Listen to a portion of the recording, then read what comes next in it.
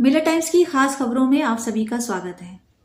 देश भर में कल बहुत ही धूमधाम से दिवाली मनाई गई है। राष्ट्रीय राजधानी में पटाखों पर प्रतिबंध के बावजूद, भीषण वायु प्रदूषण के बावजूद आतिशबाजी की गई। गौरतलब है कि सरकार ने पटाखों के इस्तेमाल और बिक्री पर रोक लगा दी थी। हालांकि प्रदूषण को नियंत्रित करने के सभी उपाय नाकाम साबित हुए। शुक्रवार की सुबह दिल्ली में माहौल कोहरे की चादर में लिपटा रहा। एनडीटीवी की रिपोर्ट के मुताबिक दिल्ली के जनपद इलाके में हवा की गुणवत्ता खतरनाक श्रेणी में पहुंच गई है। जनपद का वायु प्रदूषण सूचकांक शुक्रवार को 655.07 रहा। आसमान में घने कोहरे के कारण कई लोगों ने आंखों में पानी आने और गले में खुजली की शिकायत की। नोएडा और गाजियाबाद में भी कमोबेश यही स्थिति रही। यहां भी प्रदूषण की वजह से वायु प्रदूषण गंभीर स्तर पर पहुंच गया है। अब बात करेंगे पंजाब राज्य की। भारत के पंजाब राज्य के बरनाला जिले में मुकदमे के एक 28 वर्षीय कैदी करमजैद सिंह ने अदालत को पत्र लिखकर आरोप लगाया है कि जेल अधीक्षक ने न केवल उसे गंभीर रूप से प्रताड़ित किया बल्कि उसकी पीठ में गर्म रॉड से वार भी किया है। करमजीत के खिलाफ एंटी नारकोटिक्स एक्ट के तहत मामला चल रहा है। करमजैद सिंह ने भी कैदियों पर बेहद खराब और अभद्र व्यवहार करने का आरोप लगाया है। उन्होंने अपने हलफनामे में कहा है कि कैदियों की स्थिति बहुत दयनीय है। जिन कैदियों को एड्स और हेपेटाइटिस जैसी बीमारियों का पता चला है उन्हें अलग वार्ड में नहीं रखा गया है और मेरे साथ कभी बुरा व्यवहार नहीं हुआ, लेकिन जब मैंने इस मुद्दे को उठाने की कोशिश की, जेल अधीक्षक ने मुझे बुरी तरह पीटा है। अकाली दल ने करमजीत सिंह के मामले को लेकर राज्य में सत्तारूढ़ कांग्रेस पार्टी की तीखी आलोचना की है। उन्होंने केंद्र सरकार पर मानवाधिकारों के घोर उल्लंघन का भी आरोप लगाया है। अकाली दल के प्रवक्ता मनजिंदर सिंह सरसा ने एक ट्वीट में कहा है, सिखों को आतंकवादी के रूप में पेश करने की कांग्रेस सरकार की मंशा दुर्भावनापूर्ण है। जमीयत उलेमा महाराष्ट्र अरशद मदनी ने आज मुंबई में विधानसभा के एक सदस्य मुफ्ती मोहम्मद इस्माइल कासमी को एक ज्ञापन सौंपा, जिसमें मालेगांव 2001 दंगा जस्टिस पाटिल आयोग की रिपोर्ट और ढोलिया 2013 दंगा जस्टिस माल्टा आयोग की रिपोर्ट जारी करने की मांग की गई थी। उन्हें आगामी विधानसभा सत्र में सदन में आवाज उठानी चाहिए ताकि मुसलमानों को न्याय मिल सके।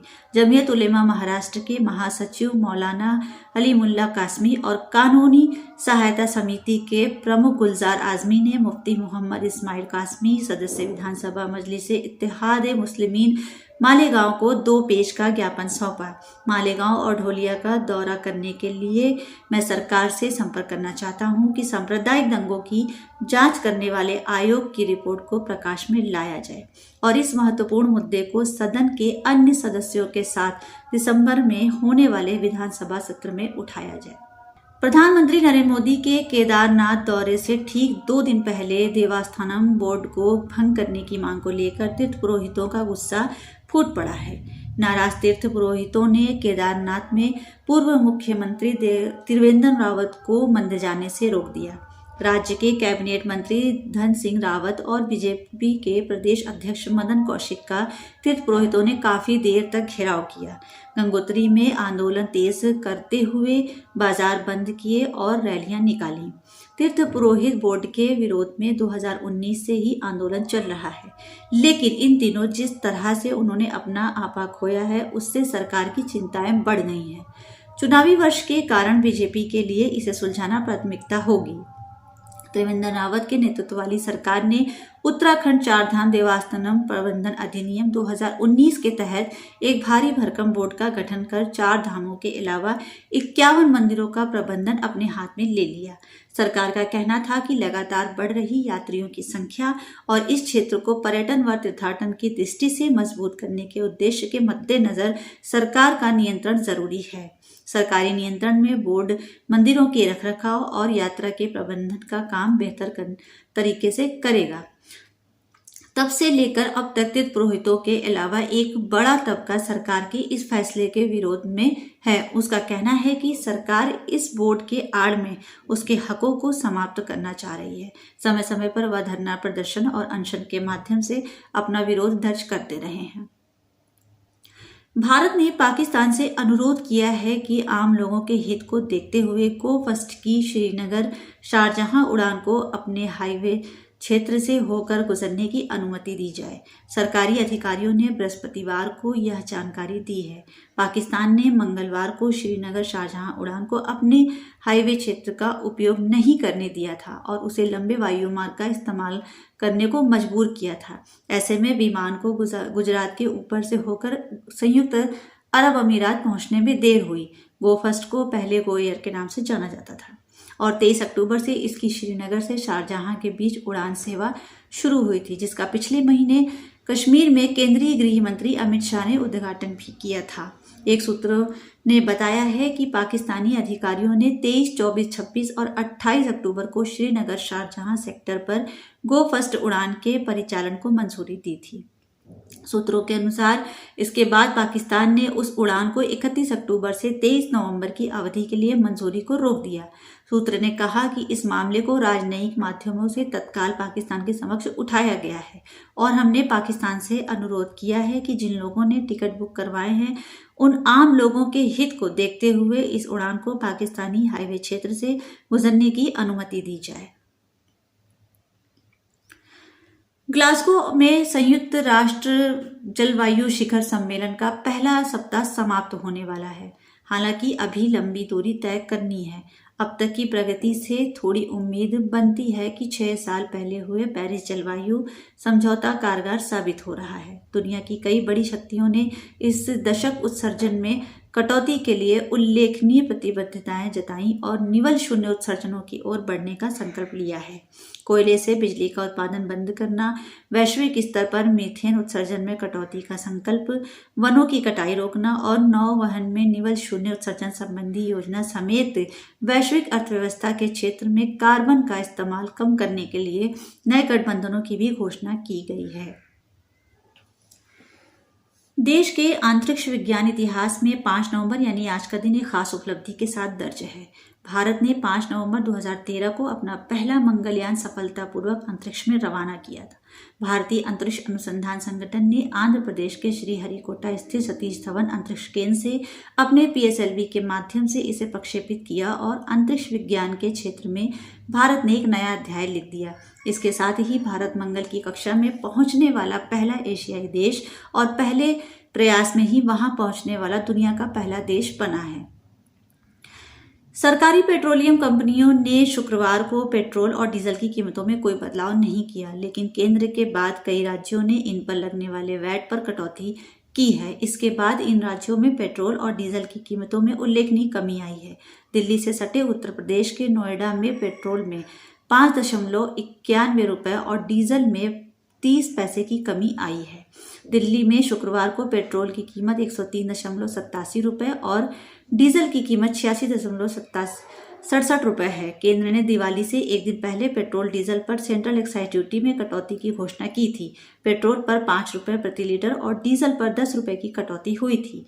इसके बाद दिल्ली में पेट्रोल की कीमत में प्रति लीटर 6.07 रुपये और डीजल में 86.67 रुपये प्रति लीटर की कमी आई थी। केंद्र के बाद 15 राज्यों और 2 केंद्र शासित राज्यों ने पेट्रोल डीजल पर वैट में कमी की घोषणा की। दिल्ली सरकार ने इसमें कोई कटौती नहीं की। प्रधानमंत्री नरेंद्र मोदी केदारनाथ पहुंच गए हैं। इसके अलावा प्रधानमंत्री केदारनाथ में 400 करोड़ रुपए से अधिक की लागत से पूरी हुई विभिन्न विकास परियोजनाओं का शिलान्यास भी करेंगे। इन परियोजनाओं में संगम घाट के पुनर्निर्माण, प्राथमिक चिकित्सा और पर्यटकों के लिए सुविधा केंद्र, प्रशासनिक कार्यालय और अस्पताल, 2 गेस्ट हाउस, पुलिस स्टेशन आदि शामिल हैं। पश्चिम बंगाल में मंत्री और तृणमूल कांग्रेस के वरिष्ठ नेता सुब्रत मुखर्जी का गुरुवार को निधन हो गया है। 75 वर्षीय मुखर्जी का SSKM अस्पताल में हार्ट अटैक से जुड़ी बीमारी का लंबे समय से इलाज चल रहा था। पश्चिम बंगाल की मुख्यमंत्री ममता बनर्जी ने उनकी मौत पर शोक प्रकट करते हुए कहा है कि वे एक समर्पित नेता थे। यह मेरे लिए एक व्यक्तिगत क्षति है।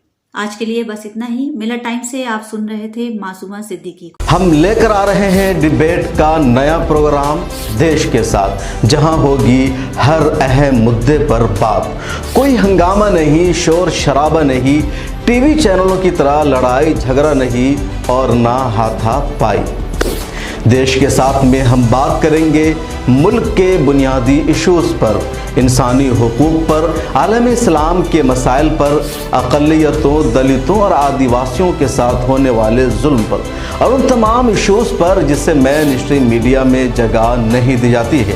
पैनलिस्ट के तौर पर हमारे साथ जुड़ेंगे हिंदुस्तान और दूसरे मुल्कों के तज्ज़िया निगार, दानिशवरान, जर्नलिस्ट, कलमकार, वकला, उलमा, समाजी कारकुरान, सियासतदान और मुख्तलिफ उमूर के माहिरीन।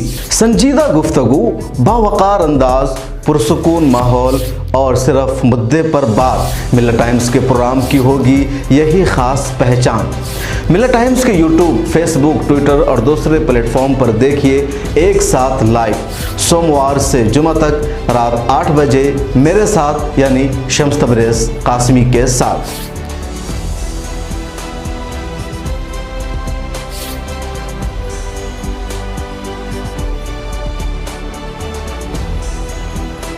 हमारी वीडियोस देखने के लिए बेहद शुक्रिया। मिल्लत टाइम्स की खबरें पढ़ने, सुनने और देखने के लिए गूगल प्ले स्टोर से ऐप डाउनलोड करें। यहां आप उंगली की क्लिक में पढ़ सकते हैं 4 ज़बानों में न्यूज़, उर्दू, हिंदी, अंग्रेज़ी, बंगला। आप ऐप पर मिल्लत टाइम्स की वीडियोस भी देख सकते हैं। अगर आप YouTube पर देख रहे हैं तो रेड बटन को दबाकर चैनल को सब्सक्राइब करें और बेल आइकन ज़रूर दबाएं। फेसबुक पर देख रहे हैं तो पेज को लाइक और फॉलो ज़रूर करें। ट्विटर और इंस्टाग्राम पर भी मिल्लत टाइम्स को फॉलो करें। मिल्लत टाइम्स की स्टोरीज हासिल करने के लिए टेलीग्राम और व्हाट्सएप पर बराह रास्त हमारे साथ जुड़ सकते हैं। हमारे काम से आप मुतमईन हैं तो इसे जारी रखने और मजबूत बनाने के लिए हमें सपोर्ट करें। स्क्रीन पर दिख रहे और डिस्क्रिप्शन में दिए गए अकाउंट नंबर पर मिल्लत टाइम्स को अपनी रकम भेज सकते हैं। अगर आपके इलाके का कोई मामला है, आपकी मसाइल को मीडिया में जगह नहीं दी जा रही है तो हमें ईमेल करें या व्हाट्सएप पर मैसेज करें। हम उठाएंगे आपकी आवाज़। मिल्लत टाइम्स मतलब मजलूमों की आवाज़, नफरत के खिलाफ जंग, फर्जी खबरों से निजात। www.millattimes.com